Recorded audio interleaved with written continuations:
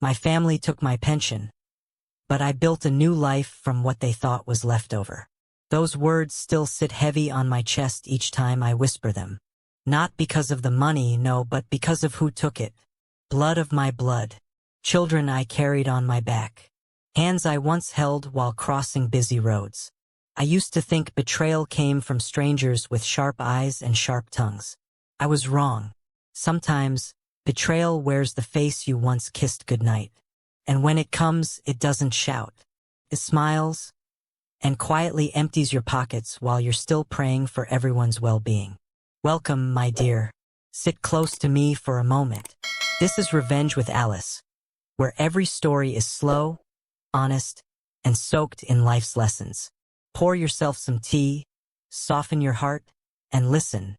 Because tonight, I'm opening a chapter one stayed silent about for far too long. I used to wake before the sun. Old habits stay with you when your bones grow tired. The mornings were my favorite. Quiet, respectful, almost sacred. The kettle would sing softly on the stove. Birds would argue outside the window, and I would sit on the edge of my bed, rubbing my knees, thanking God for another day. The house wasn't mine, not really. It belonged to my son. My firstborn, the one I labored 18 hours to bring into this world. When his wife insisted I move in so I wouldn't be lonely, I believed her. Loneliness is persuasive when you're old. Their home was big. Too big sometimes. My room was small but neat, tucked beside the laundry area. I didn't complain. I had lived through worse. War, hunger, loss.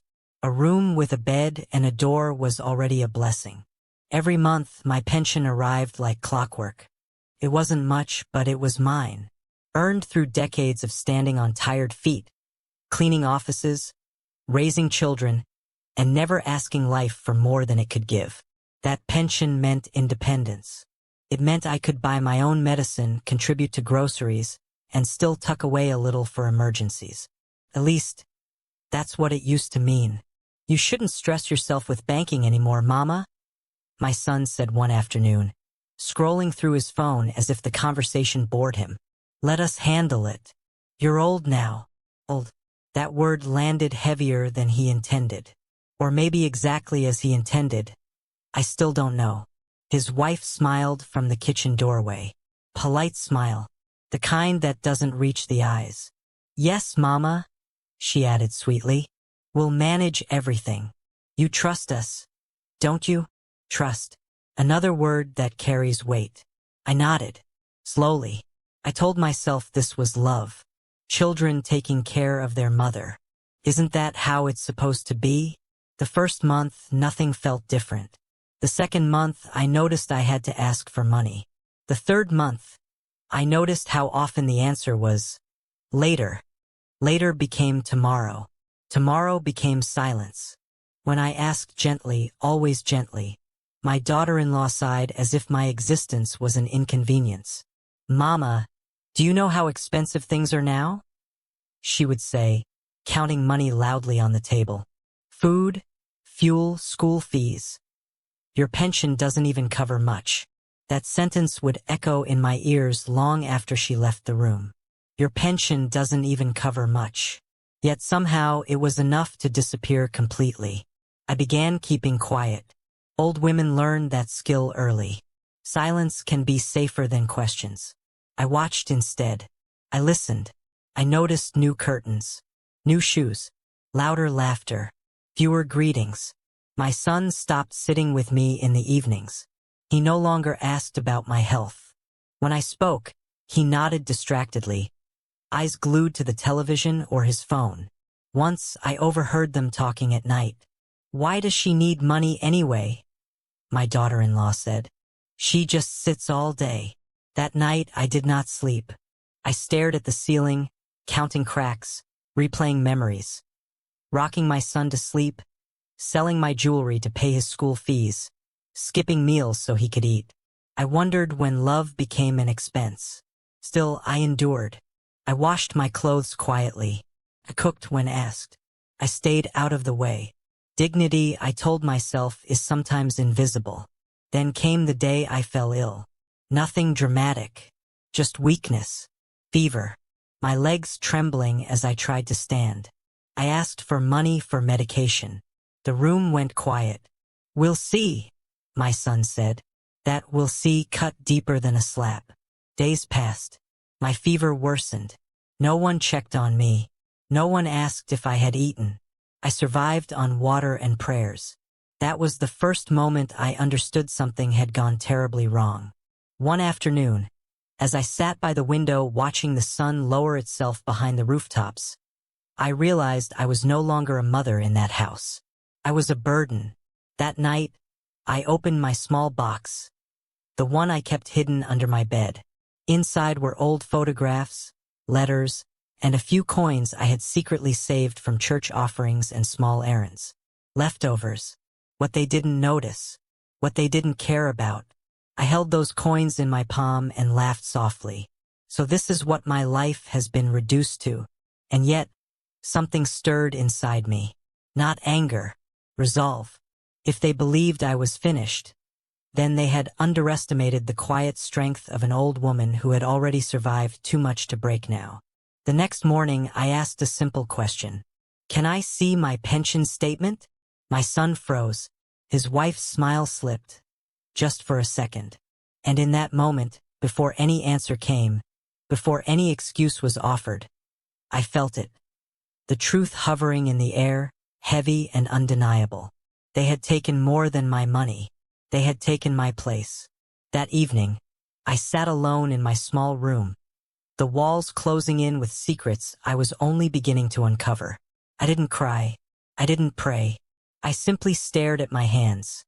Hands that had built lives, and were now being treated as empty. And as the house buzzed with laughter that no longer included me, one thought echoed in my heart. If this is what family does in silence, what else have they already done behind my back? I did not sleep that night.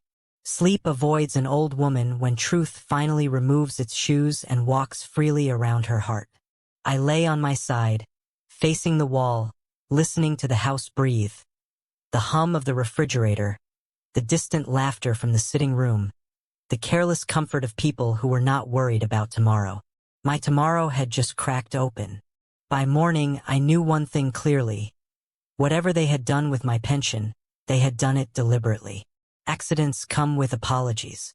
This came with silence. I woke slowly, my joints protesting as usual, but my mind was sharper than it had been in years. I washed my face, tied my headscarf neatly, and stepped out of my room with a calm that surprised even me. When you stop begging for kindness, dignity returns quietly. At the breakfast table, my daughter-in-law was buttering bread, humming to herself. My son scrolled through his phone. No one looked up. "I need to go out today," I said. My son frowned. "Where?" "To the pension office." The knife stopped moving. My daughter-in-law's humming died mid-note. "Why?" she asked too quickly. I met her eyes. "Because it's my pension." Silence dropped like a heavy curtain. "There's no need for that," my son said, his voice tight. "Everything is fine." I smiled. A slow, tired smile. If everything is fine, then there's nothing to hide. That was the moment the house changed temperature. They exchanged glances, the kind that speak louder than words. My daughter-in-law forced a laugh. "Mama, you're worrying yourself unnecessarily. Those offices are stressful. Let us handle it." "No," I said gently. "I'll handle it." I did not wait for permission. Outside, the air felt different. Freedom has a smell. Dust, sun, and courage mixed together. I walked slowly to the bus stop, each step reminding me that independence is not measured by speed but by direction. At the pension office, the queue was long. Old men with bent backs.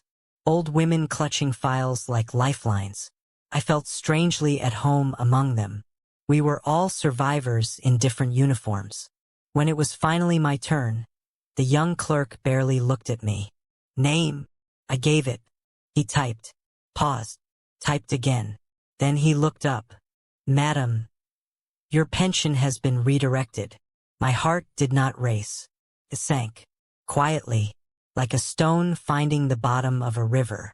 Redirected, I repeated. Yes, to another account. It's been that way for months. Whose account? I asked, though I already knew the answer waiting for me. He read the name aloud. My son's name. The room tilted slightly, but I held myself upright. Years of carrying pain had trained my spine well. Who authorized it? I asked. There's a signed consent form. May I see it? He slid the paper across the desk. I recognized the handwriting immediately, not mine. A careful imitation. My signature rewritten by someone who thought age meant ignorance. I thanked the clerk, folded the paper slowly, and stood up. Outside, I sat on a concrete bench and let the sun warm my face. I did not cry.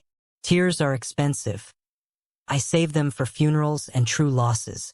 What I felt was something colder. Clarity. They had not only taken my pension, they had stolen my voice and used it against me. When I returned home, no one asked where I had been. That hurt more than the truth itself. I went to my room and locked the door. From my small box, I took out the few coins again, adding the bus fare receipt to them like proof of a new beginning. I counted what I had. It wasn't much, but it was mine. That evening, I made a decision without announcing it. I would leave. Not dramatically, not angrily, quietly, the same way they had taken from me. But first, I needed strength, information, and a place to land. The next few weeks passed like a slow drumbeat. I began selling small things, handmade cloths, knitted caps, little items I made with steady hands and patient time. I told them I was keeping busy. They didn't care enough to ask further. Every sale went into a small envelope hidden beneath my mattress. I also started visiting an old friend from church, Margaret, a woman whose eyes had seen enough to recognize truth without explanations. I didn't tell her everything, just enough. You can stay with me if you ever need to, she said one afternoon, pressing my hand gently. I nodded, swallowing hard. At home, the atmosphere grew heavier. My daughter-in-law began snapping at me openly. You're always going out, she said one day. People will start talking. I looked at her calmly. Let them. My son avoided my eyes completely. One night, I overheard them arguing. She knows, my daughter-in-law hissed. She's old, my son replied. What can she do? That sentence sealed something inside me. Old, yes, but not finished. I continued pretending, smiling, thanking them for meals I barely ate, playing the role they expected, weak, dependent, grateful. Meanwhile, my envelope grew thicker. I visited the pension office again, quietly, and asked about my options. The clerk explained the process to reverse the redirection. It would take time, investigation, proof. I nodded. Time was something I now respected. One afternoon, my daughter-in-law confronted me directly. Mama, she said sharply, blocking my way to the door. We need to talk. I looked at her, really looked, at the impatience carved into her face, at the entitlement. Talk, I said. You've been acting strangely, asking questions, going out. Are you planning something? I met her gaze. Are you afraid? Her eyes flickered. Of what? The truth. She laughed nervously. Don't be ridiculous. That night I packed a small bag. Just clothes. My box. My envelope. My dignity. I waited until the house was asleep. At the door I paused. Not to regret. To remember. I had given this house years of my life. Tonight I was taking myself back. Margaret opened her door without surprise, as if she had been expecting me. You're safe here, she said softly. For the first time in months I slept. Days turned into weeks. From Margaret's small guest room, I watched my life reset. Slowly, carefully. I cooked. I helped at the church. I sold more crafts. My body felt lighter, my spirit steadier. Then the call came. From my son. Mama, he said, his voice unfamiliar. Why did you leave? I smiled sadly. You know why. There was a long pause. We need to talk, he finally said. Yes, I replied. We do. And as I hung up the phone, I realized something important. Chapter 2 of my life had begun. And for the first time, I was no longer afraid of how loud the truth might sound. That night, I sat by Margaret's window, watching the moon rest quietly in the sky. Somewhere, my son was rehearsing excuses. Somewhere, my daughter-in-law was calculating losses. And here I was, an old woman with little money, but something far more dangerous than they realized. A voice they could no longer control. When my son came to see me, he did not come alone. I knew that before I even opened the door. There is a certain heaviness that walks ahead of guilt. A stiffness in footsteps. A pause before knocking, as if the hand itself is unsure whether it still has the right. Margaret was in the kitchen when the knock came. She looked at me once and said nothing. Some women understand silence better than speech. I straightened my wrapper, took a breath that came from somewhere deep and old, and opened the door. My son stood there. Beside him, his wife. They looked smaller than I remembered. Not physically, but in presence. The confidence that once filled their shoulders had thinned, replaced by something brittle. Mama, my son said. I stepped aside. Come in. We sat. No tea was offered. No pleasantries exchanged. Truth does not need refreshments. For a moment, no one spoke. My daughter-in-law avoided my eyes. My son clasped his hands like a child waiting to be punished. Finally, he cleared his throat. Mama, we made mistakes. I tilted my head slightly. Mistakes happen when you trip without looking. What you did required planning. The words landed softly, but they struck hard. My daughter-in-law lifted her head sharply. We were under pressure, she said. You don't understand how difficult things were. I smiled faintly. I understand difficulty better than you think. I just never solved it by stealing. The room went quiet again. My son exhaled slowly. The pension, it started small. Just borrowing. We meant to pay it back. Borrowing, I repeated. Without asking. Without returning. With my name forged. His eyes dropped. I didn't know she changed the account, he said quickly. I swear. I looked at him for a long moment. Then I said, you knew enough to stay silent. That hurt him more than shouting ever could. Margaret shifted slightly in her seat but said nothing. She was a witness, and witnesses are powerful. We came because the pension office contacted us. My son continued. They said there's an investigation. I nodded. Yes, I requested it. My daughter-in-law's face tightened. Mama, do you know what that could do to us? I leaned forward slightly. Do you know what you already did to me? Her mouth opened, then closed. The silence stretched until it became uncomfortable enough to tell the truth. We can fix this, my son said quickly. We'll return the money. All of it. Just withdraw the complaint. I studied his face.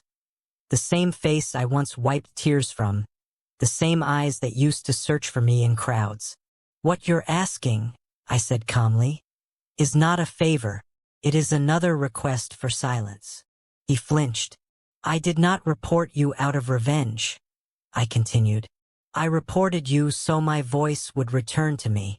My daughter-in-law stood up suddenly. So that's it? You want to ruin your own son? I looked up at her slowly. No, I said. I want him to meet himself. She scoffed, pacing. After everything we did for you? Gave you a roof, food. I raised my hand gently. You gave me space, I corrected. I gave you life. That stopped her. Margaret finally spoke then, her voice calm but firm. This woman is not your enemy. Your choices are. We sat there, for adults and decades of buried truth between us. Finally, my son knelt. The sound startled us all, the dull thud of knees on the floor. Mama, he said, his voice breaking. I'm sorry. I felt something inside me shift, not soften, but settle. I stood slowly and placed my hand on his head, the way I used to when he was small. "I forgive you," I said, "but forgiveness does not erase consequence." He nodded, tears spilling freely now. The meeting ended without shouting, without triumph. Just truth laid bare like a wound finally allowed to breathe. They left quietly. Weeks passed. The pension office completed their investigation. The account was restored to my name. The stolen money, most of it, returned. There were penalties, warnings, records that would not disappear easily. I did not interfere. I also did not return to their house. With Margaret's encouragement, I rented a small room near the church. It had one window, one bed, and peace in every corner. I furnished it slowly, a chair, a kettle, a plant by the window. I resumed control of my pension. This time I guarded it not with fear, but with wisdom. I began telling my story at church meetings, softly at first. Not naming names, just lessons. Women listened. Some cried. Some nodded too hard. I realized then that my story was not just mine. One afternoon, my daughter-in-law came alone. She stood at my doorway like a stranger. "I didn't come to fight," she said quietly. I gestured for her to sit. She folded her hands in her lap. "I was wrong," she said. "I let resentment grow where respect should have been." I waited. "I don't expect forgiveness," she added. "I just needed to say it." I nodded. "Thank you for saying it." She looked surprised. "That's all. That's enough," I replied. Healing is not an argument to win. When she left, I felt no victory, only closure. Months later, my son visits occasionally. Alone, respectfully. He asks before speaking, listens before responding. We are rebuilding something, not what we had, but something more honest. I no longer confuse love with sacrifice that bleeds silently. I live simply now. I wake early. I drink my tea by the window. I sell my crafts and give part of the money to women who need bus fare to escape difficult homes. Sometimes, I catch my reflection in the mirror and smile, not because life became easy, but because I reclaimed myself. They thought what they left me was nothing, but what they left me was room to rise. And I did. Old age does not make you weak. It makes you visible to those who love you and to those who think you are easy to overlook. Guard your voice. Guard your dignity. And remember this, anyone who steals from your silence is afraid of your truth. If this story touched your heart, my dear, there are many more like it. Stories of pain, patience, justice, and quiet strength. Subscribe now for more Grandma Alice stories, where every wound carries wisdom, and every chapter reminds us that it's never too late to stand up for yourself.